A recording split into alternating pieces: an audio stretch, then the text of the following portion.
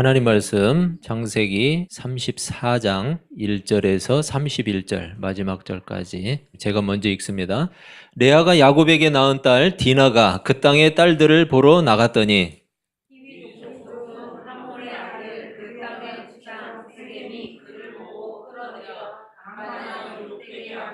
그 마음이 깊이 야곱의 딸 디나에게 연연하며 그 소녀를 사랑하여 그의 마음을 말로 위로하고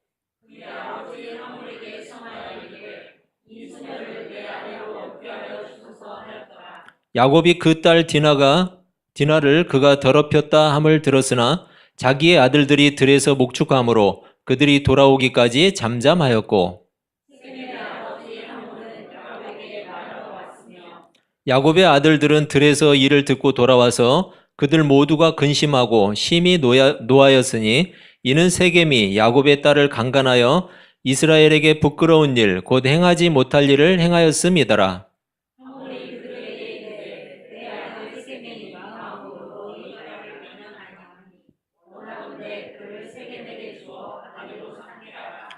너희가 우리와 통혼하여 너희 딸을 우리에게 주며 우리 딸을 너희가 데려가고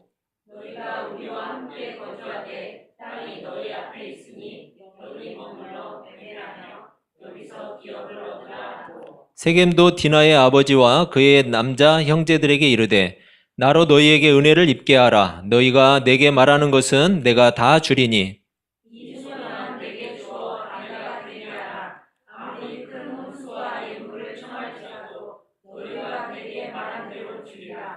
야곱의 아들들이 세겜과 그의 아버지 하몰에게 속여 대답하였으니 이는 세겜이 그 누이 디나를 더럽혔음이라.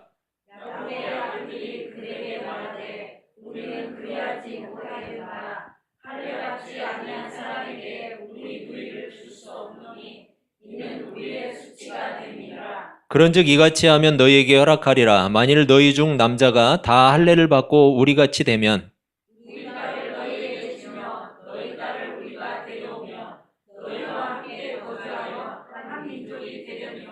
너희가 만일 우리 말을 듣지 아니하고 할례를 받지 아니하면 우리는 곧 우리 딸을 데리고 가리라.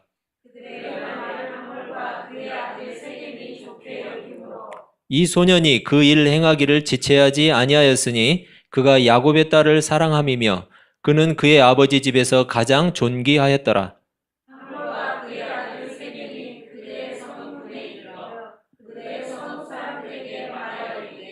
이 사람들은 우리와 친목하고 이 땅은 넓어 그들을 용납할 만하니 그들이 여기서 거주하며 매매하게 하고 우리가 그들의 딸들을 아내로 데려오고 우리 딸들도 그들에게 주자.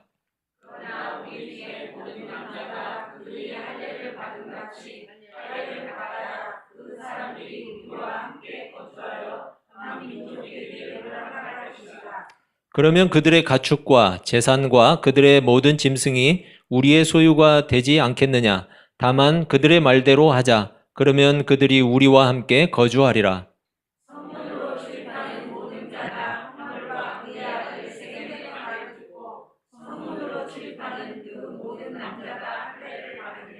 제3일에 아직 그들이 아파할 때 야곱의 두 아들 디나의 오라버니 시므온과 레이가 각기 칼을 가지고 가서 몰래 그 성읍을 기습하여 그 모든 남자를 죽이고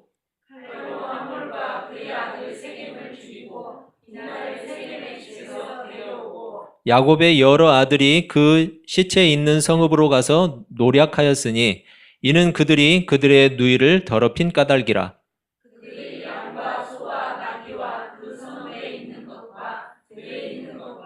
그들의 모든 재물을 빼앗으며 그들의 자녀와 그들의 아내들을 사로잡고 집 속의 물건을 다 노략한지라.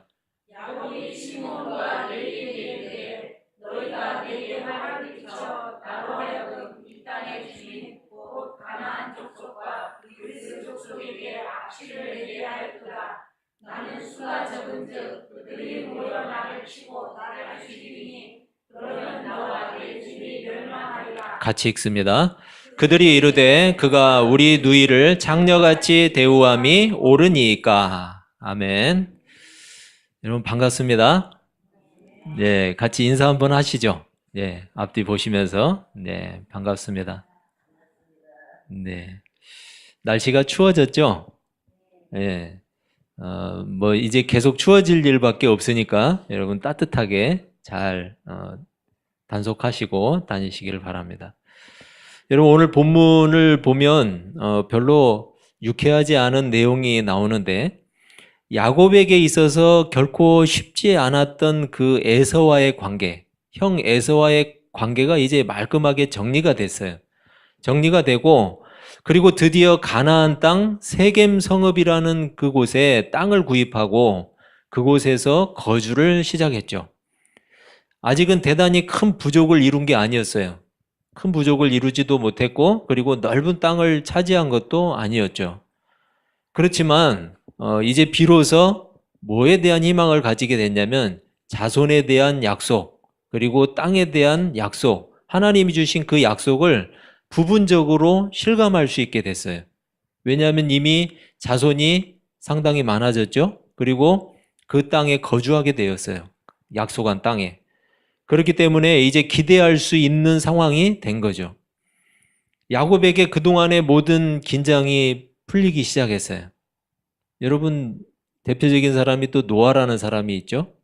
하나님의 구원이 끝나고 나서 노아라는 사람이 이 술에 취해가지고 벌거벗고 누워있는 이 장면, 낯뜨거운 장면.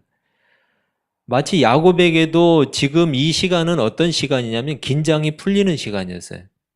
에서와의 그런 모든 문제들도 하나님이 깔끔하게 해결해 주셨고 그리고 이제 가나안 땅에 거하게 되었고 땅을 사서 거주하게 되었으니까 이제 야곱은 한숨 돌릴 수 있는 시간이 된 거예요. 이런 여유로운 시간은 야곱만이 아니라 야곱의 가족들에게도 마찬가지였어요. 야곱만 힘들었던 게 아니잖아요. 야곱이 에서를 만나면서 가졌던 두려움은 가족들에게도 굉장한 위기였고 그리고 굉장히 큰 부담이었어요. 마치 살얼음판을 걸어가는 그런 기분이었겠죠. 하지만 이제 모든 일이 잘 마무리가 되고 가족들이 비로소 이제 얼굴에 웃음을 찾은 거예요. 긴 여행도 끝났어요. 그들이 안정을 취하면서 가축을 돌볼 수 있는 땅도 마련이 되었어요.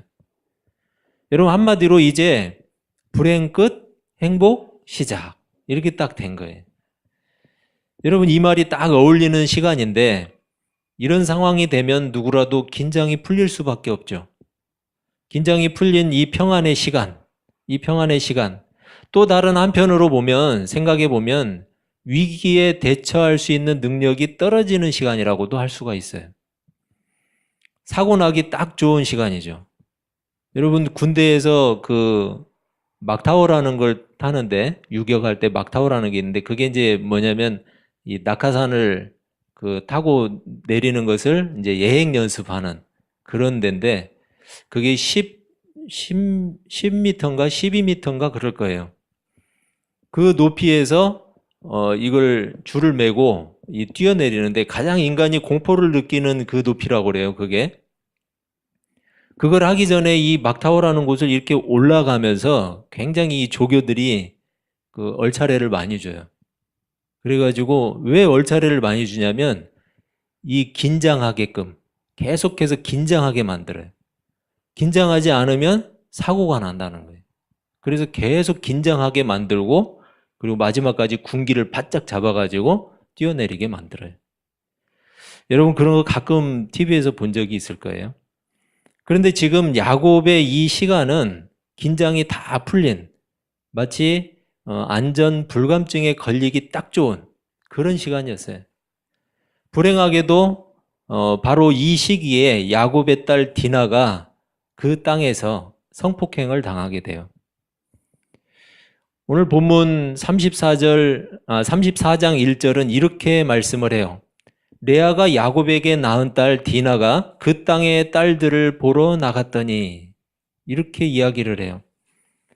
여러분 이런 표현이 구체적으로 무엇을 말하는지 자세하게 설명하고 있지는 않아요. 그 땅의 딸들을 보러 나간 것이 무엇일까?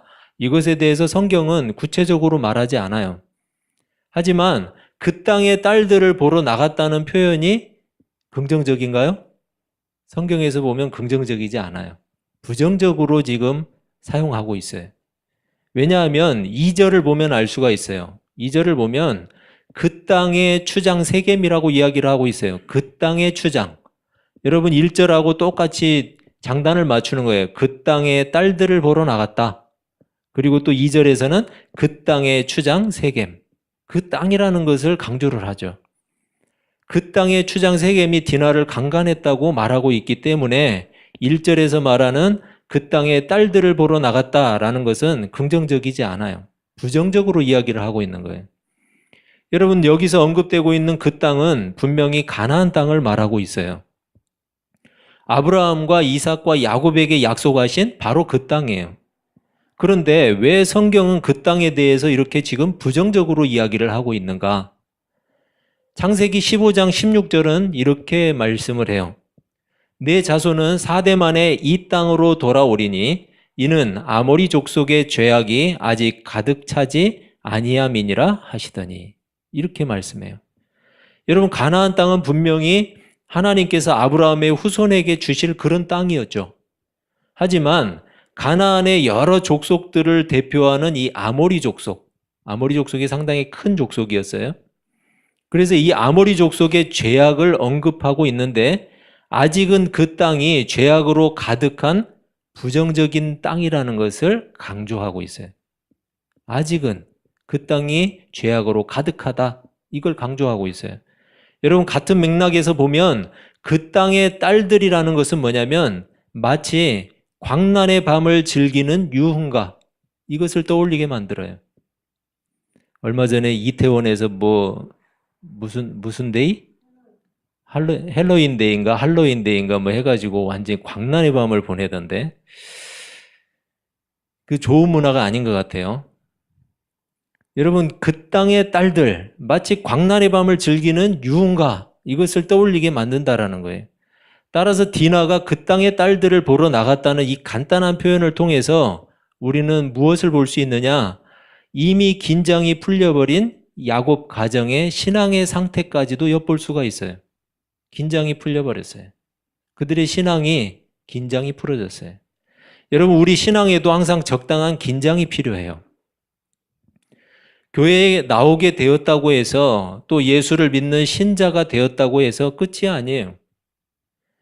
아직 우리에게는 끝나지 않은 이 땅에서의 신앙의 여정이 있어요. 새하늘과 새 땅에 들어가는 그날까지 우리는 끊임없이 죄와 싸워야 돼요.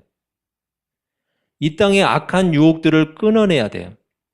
그리고 그렇게 살아가는 것이 바로 거룩한 백성, 성도가 살아가는 길이에요. 그러기 위해서 신자에게 필요한 것은 신앙의 적당한 긴장이에요. 성경에서는 그것을 뭐라고 설명하냐면 깨어있는 것, 깨어있으라 라고 이야기하고 있어요.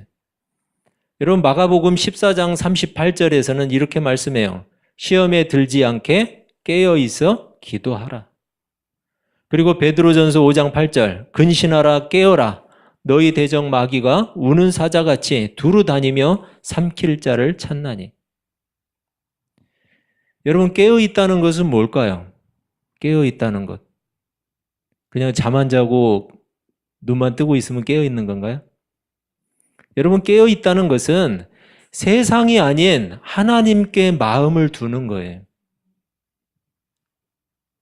그리고 삶의 방향이 하나님을 향하는 거예요.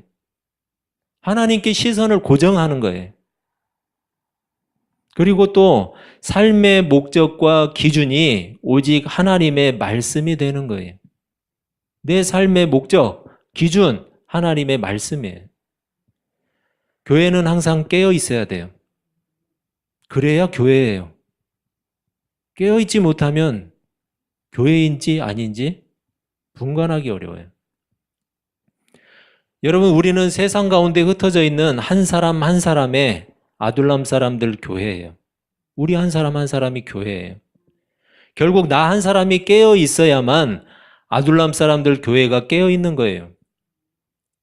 그래야만 아둘람 사람들 교회는 세상의 빛이 될 수 있어요. 신앙적으로 느슨해진 사이에 야곱의 딸 디나는 그 땅을 즐기기 위해서 나갔어요. 결국 성폭행을 당하고 말았어요. 그런데 디나를 성폭행한 이 세겜이 디나를 마음에 들어 했어요.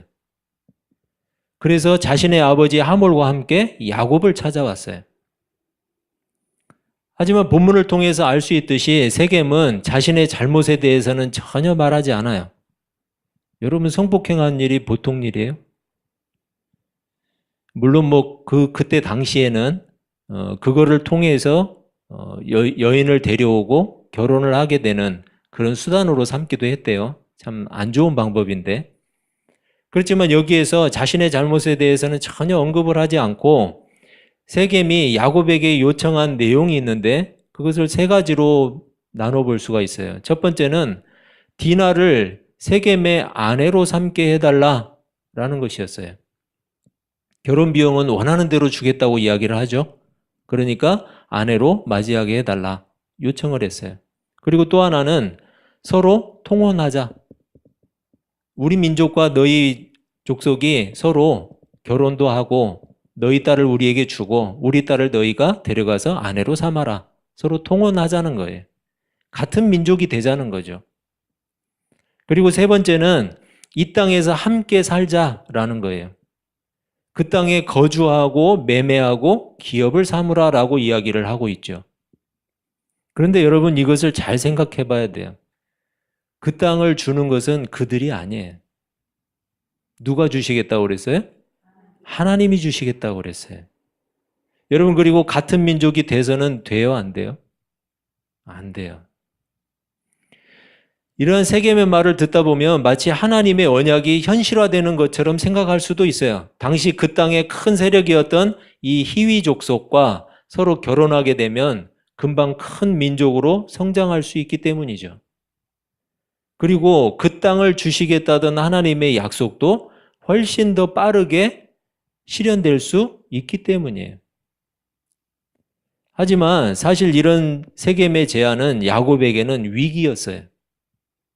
왜냐하면 하나님은 분명히 아브라함의 순수 혈통을 통해서 번성을 약속하셨어요. 굳이 이삭을, 아브라함의 그 후손으로 나온 이삭을 그의 후사로 삼겠다고 했죠. 여러분, 그에게는 이스마엘도 있었어요. 더 큰, 더 장성한 이스마엘도 있었어요. 하지만 하나님이 굳이 순수 혈통, 아브라함의 씨로, 아브라함의 그 사라에게서 낳은 아브라함의 씨로 그 후손을 삼겠다고 했어요. 그리고 그 순수한 아브라함의 자손들이 거주할 땅을 하나님께서 주시겠다고 약속하셨어요. 여러분, 우리는 영적인 교훈을 얻어야 돼요. 예수 그리스도를 통한 정결한 신부들, 하나님은 순수한 혈통, 예수 그리스도를 통해서 하나님께 나오는 그 신부들을 원하시는 거예요. 그리고 그들이 차지할 새 하늘과 새 땅을 이야기하고 있어요. 누가 주세요? 하나님께서 주시는 거예요. 인간의 번영, 인간이 제 아무리 번영을 해도 새 하늘과 새 땅을 얻을 수 없어요. 그 땅은 하나님께서만 주실 수 있어요. 야곱의 반응은 상당히 충격적이에요. 야곱은 디나의 강간 소식을 듣고도 잠잠해요. 여러분, 이게 아빠예요? 분노해야죠. 화가 나야죠. 당장 잡아 죽일 듯이 덤벼들어야 되죠. 그런데 야곱은 그 소식을 듣고도 너무 잠잠해요. 진짜 친아빠 맞는지. 너무 무책임하죠. 야곱의 이런 태도는 오늘 본문 속에 그 단서가 있어요. 왜 그러는지. 1절을 한번 보세요. 1절을 보면 이렇게 시작을 하죠. 레아가 야곱에게 낳은 딸 디나가 라고 표현하고 있어요. 여러분, 그냥 야곱의 딸 디나가 라고 하면 되잖아요. 그런데 굳이 누구의 이름을 들먹이고 있어요? 레아를 들먹이고 있어요. 레아. 레아가 어떤 여인인가? 이것은 레아를 향한 야곱의 감정의 상태가 어떤가를 설명해 주고 있는 거예요. 야곱이 라반의 집에서 7년간을 노예처럼 일하면서도 견딜 수 있었던 유일한 이유가 뭐였죠? 라헬을 얻을 수 있기 때문에, 라헬을 아내로 얻을 수 있기 때문이었어요. 그런데 그렇게 간절했던 야곱을 허탈하게 만들어버린 사람이 누구예요? 레아였어요. 첫날 밤을 보냈는데 아침에 일어나 보니까 자기 옆에 라헬이 아니라 레아가 누워 있어요. 황당하죠. 여러분, 물론 레아는 아버지 라반의 뜻에 따른 것이었어요. 하지만 레아 역시 야곱을 속인 공범이에요. 얼마든지 말할 수도 있었잖아요. 그렇기 때문에 디나는 사랑하지도 않는 여인 레아에게서 얻은 결코 달갑지 않은 딸이었다는 사실, 이것을 야곱의 태도에서 읽을 수 있는 거예요.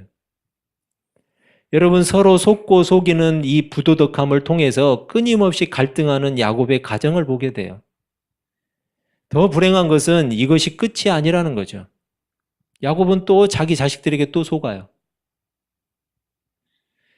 결국 이러한 야곱의 태도는 본문에 그대로 드러나고 있어요. 성폭행을 당한 디나에 대한 문제, 그리고 세겜의 제안에 대해서 야곱은 전혀 반응하지 않아요. 한마디도 나오지 않아요. 야곱이 뭘 했다라고. 실제로 오늘 본문인 34장 내내 야곱은 아무 조치도 취하지를 않아요. 이 문제를 해결하려고 나선 사람이 있었는데 디나의 친오빠, 레아의 아들인 시므온과 레위였어요. 이 두 아들이 자기 동생의 문제를 해결하겠다고 나섰어요. 두 사람이 원하는 건 뭐였어요? 오직 하나였어요. 복수였어요. 복수. 그래서 하몰과 세겜이 내놓은 제안을 받아들이겠다고 거짓말을 해요. 대신에 자신들과 같이 뭘 하라고 해요? 할례를 행하라고 하죠. 할례. 할례가 뭔지 아시죠? 여러분, 할례를 행하지 않으면 서로 결혼하는 일을 할 수 없다고 핑계를 대요. 이 말을 들은 하몰과 세겜은 자신의 족속들을 설득해요. 그래서 그 성읍에 거주하던 모든 남자들이 할례를 받게 되죠. 그리고 할례를 받은 지 3일째 되는 날, 여러분, 지금은 진통제도 있고 뭐 그때 뭘 썼는지 모르지만 진통제도 있고 그래서 그 고통이 덜하지만, 크지 않지만 그때 당시에 그 고통이 말할 수 없을 거예요. 가장 예민한 부분이기 때문에 고통이 굉장히 클 거예요. 이 할례를 받은 지 3일째 되는 날이라고 하는 거 보니까 3일째 되는 날이 가장 고통스러운 모양이죠. 아마 견디지 못하는 사람은 열도 나고 해열제가 필요한 사람도 있었을 거예요. 이런 상태에서 시므온과 레위가 그 성읍을 기습해서 모든 남자를 다 칼로 죽여버려요. 너무나 잔인하죠? 아주 잔인하고 비열한 이 행동을 시므온과 레위가 저지른 거예요. 여러분, 이들의 행동은 철저하게 비윤리적이고 비신사적인 태도였어요. 물론 모욕적인 일을 당했기 때문에 화가 날 수도 있죠. 자기 동생 일이니까. 하지만 아무리 그래도 하나님의 백성이 취할 태도는 아니었던 거예요. 이제까지도 그들을 지키시고 인도하신 하나님을 신뢰하지 못하는 그런 태도였어요. 더군다나 그들은 하나님이 정하신 할례, 이 할례를 뭘로 사용해요? 복수의 도구로 사용해요. 여러분, 할례는 본래 어떻게, 왜 주신 거예요? 자기 백성을 구별하시기 위해서, 자기 백성을 구별하시기 위해서 주신 하나님의 축복의 도구예요. 축복의 방식이에요. 그런데 이것을 복수의 도구로 삼아버렸어요. 하나님이 정하신 그 할례의 정신을 우습게 여긴 꼴이 된 거죠. 사실 이 모든 일의 책임은 누구한테 있어요? 야곱에게 있어요. 야곱에게. 야곱은 자녀들에게 바른 신앙 훈련을 시켜야 하는 사람이었어요. 그런데 할례에 대해서 이렇게 가볍게 여기는 이런 태도를 취한 거죠. 그리고 가장으로서 공정하고 공평하게 가정을 이끌어야 됐어요. 이런 야곱의 편애 그리고 무책임한 태도로 인해서 엄청난 학살이 발생이 된 거죠. 여러분, 인간들의 악한 행위를 전적인 하나님의 역사라고 정당화해서는 안 돼요. 인간이 잘못하고 인간이 악한 짓을 해놓고 그래놓고 하나님의 역사다? 둘러 씌워서는 절대로 안 돼요. 그리고 여러분, 그것을 마치 운명론적으로 이렇게 해석하는 일도 절대로 해서는 안 되는 일이에요. 한심한 그 목사를 봤는데 그 박근혜 대통령 앞에 가서 세월호 사건이 하나님이 대한민국 정신 차리게 하려고 하나님이 일으킨 사건이다. 그게 목사예요, 그게? 목사도 아니죠. 하나님이 그 수많은 생명을 하나님이 일부러 물에다 몰사시켜요?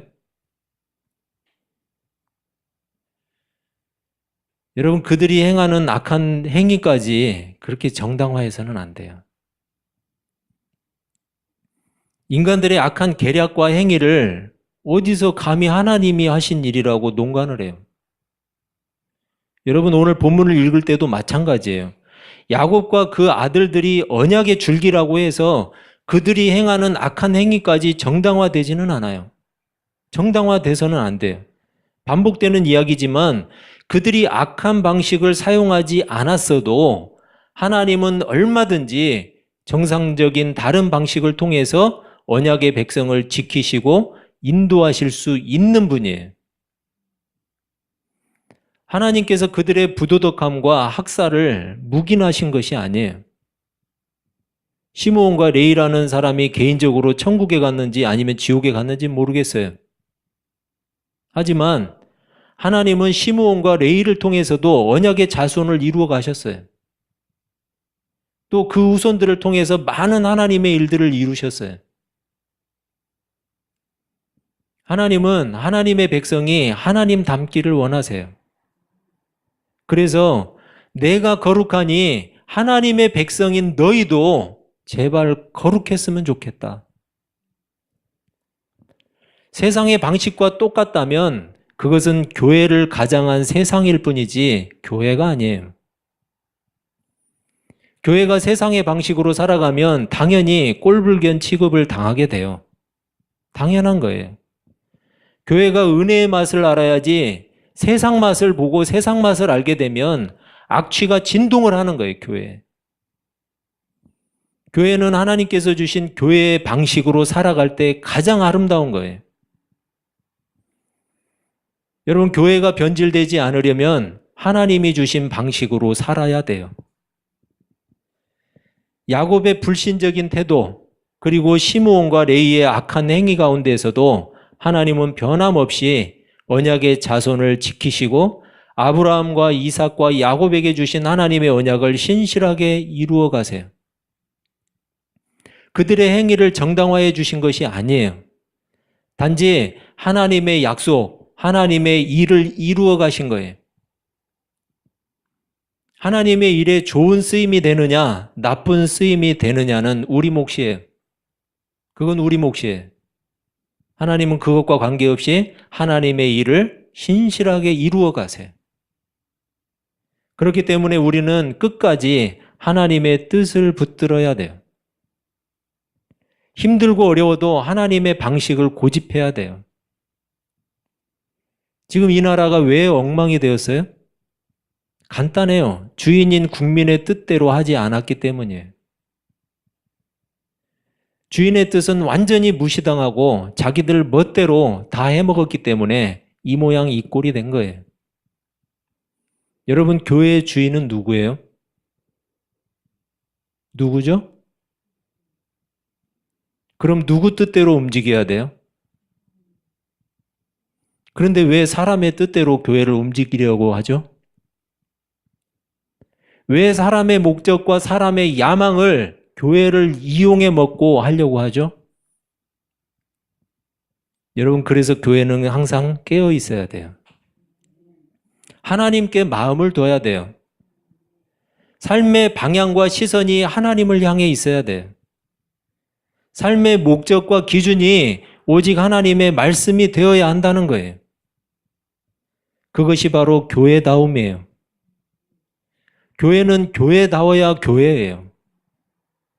세상을 닮은 교회, 세상의 방식으로 살아가는 교회는 이미 교회가 아니에요. 하나님의 약속을 신뢰한다는 것. 어떤 삶의 환경이 닥쳐올지라도 세상의 방식을 사용하지 않는 거예요. 그게 바로 하나님을 신뢰하는 거예요.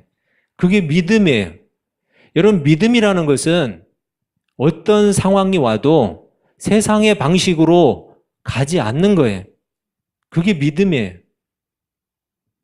오히려 하나님의 의도와 하나님의 방식을 택하는 거예요. 그래야 그리스도인이죠. 그래야 하나님의 자녀 아니에요? 그래야 교회예요. 여러분 세상 따라가고 세상 방식 따라가는데 왜 그게 교회예요? 그건 교회가 아니에요. 우리 한 사람 한 사람은 세상 속에 흩어진 교회예요. 그럼 내가 누구를 따라가고 있고 어떤 방식을 취하고 있느냐에 따라서 내가 교회인지 아닌지가 결정돼요. 내가 교회가 아닐 때 세상은 교회를 비난해요. 왜요? 내 외형은, 내 겉모양은 교회거든요. 그런데 속은 교회가 아니에요. 그러면 세상이 비난하게 돼 있어요. 그런데 어떤 환경 속에서도 내가 표면적으로만 교회가 아니라 하나님의 방식을 따라가고 하나님의 말씀을 기준으로 삼을 때 그때 세상은 교회를 보면서 칭찬하게 돼 있어요. 세상이 어떠하든지 변함없이 하나님의 뜻을 따르시기를 바랍니다. 그리고 하나님의 방식을 고집하시기를 바랍니다. 그게 믿음이에요. 그렇게 살아갈 때 그게 바로 교회예요. 여러분, 우리는 흩어진 교회예요. 흩어진 교회로서 이 한 주간도 세상의 환경이 어떠하든지 나는 하나님의 뜻을 따르고 하나님의 방식을 고집하고 하나님이 주신 믿음을 따를 수 있는 그런 신실한 성도들이 다 되시기를 주님의 이름으로 축복합니다. 기도하겠습니다.